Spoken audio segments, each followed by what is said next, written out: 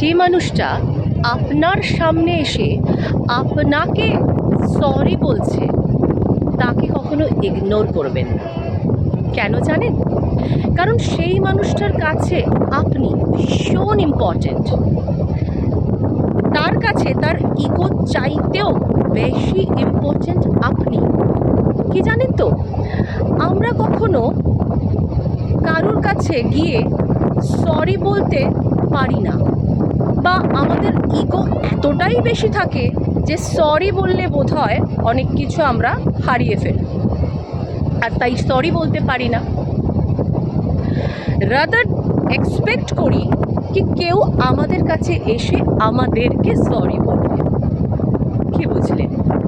আমি Paromita Dutta. Lotus cosmic race যদি ভালো লেগে থাকে তাহলে একটা লাইক, ফলো আর শেয়ার করতে একদম ভুলবেন না।